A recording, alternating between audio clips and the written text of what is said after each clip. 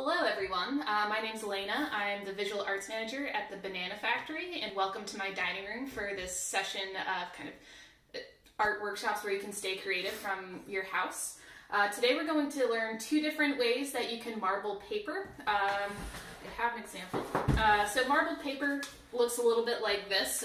You can certainly do it in a more professional way with supplies you buy from like Blick or something like that, but you can also do it with stuff you have around the house.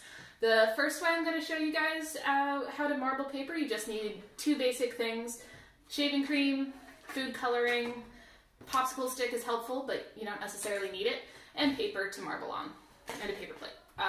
And for those of you who are thinking that shaving cream is not something you want to waste right now, it is the quarantine, so nobody cares if you're hairy. But it's a pretty easy process. What you're going to do first is just spray some shaving cream onto a plate. You don't need a whole lot. I might have gone a little overboard here, but it's not the end of the world. My roommate, who's an elementary school teacher, has told me this is also a really great activity for kids to practice spelling, because we know that's not anybody's favorite thing to do, but it's a nice tactile way. You can kind of write a word in it. I'm just going to do a smiley face because I'm stuck for words, and now I'm gonna wipe my hand off a little bit.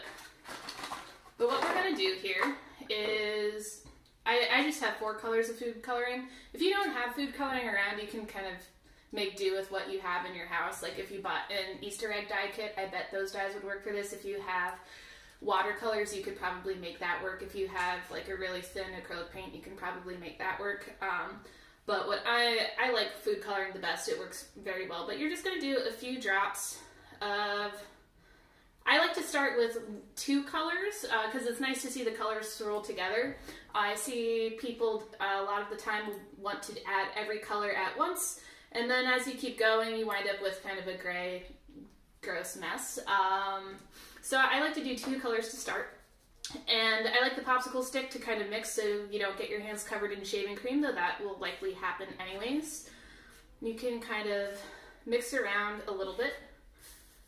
Then you stick your piece of paper. I think this is cardstock. You can use normal printer paper. You can use an index card. You can use whatever you have on hand, back of a receipt, whatever works.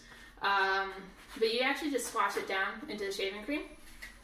You pull it back up, and it's a little messy, but what you can do is just use your popsicle stick to scrape that shaving cream off again. And that's my first stage. I like to go a little bit more, so I might add a little bit of yellow. It's a nice day out. I'm thinking about the sun, so maybe I'll add more yellow to this and mix it a little bit more. And you can do this pretty much as many times as you want. Eventually, it might get a little bit kind of overmixed, and that's why you want to be careful not add too many colors right at the start. But yeah.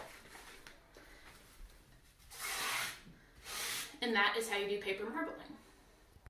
All right, and our second process that we're going to try for paper marbling is, it just involves nail polish and water. I dug up a plastic bin to contain the water. I would recommend using something that you don't eat out of, so you don't kind of ruin it forever with the nail polish. But this one's pretty simple too, and what we're gonna do, I'm just gonna pour a little bit of water on there. You don't need to use a crazy amount, just enough to be able to lay a piece of paper on top. And then I just grabbed a few different colors of nail polish. I don't paint my nails that much, so it's all pretty old. I don't know how much that affects things, but it didn't cause a problem for me when I did a test run. But I'm just going to do a few drops. I would be a little careful. You probably don't want to splatter it all over the place, especially if you're a child watching this and your parents are working from their laptops nearby. But I'll add a few different colors here, and you can either use the brush to kind of drip it out a little bit, or you can be very careful and pour from the bottle.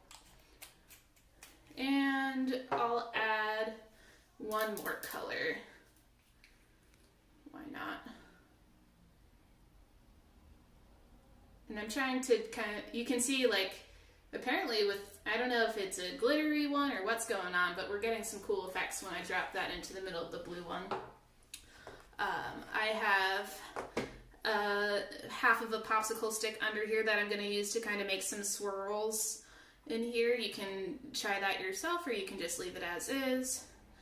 And then for the paper, I would use something a little bit thicker if you have it, just because you're sticking it right into water, so a piece of computer paper might kind of disintegrate.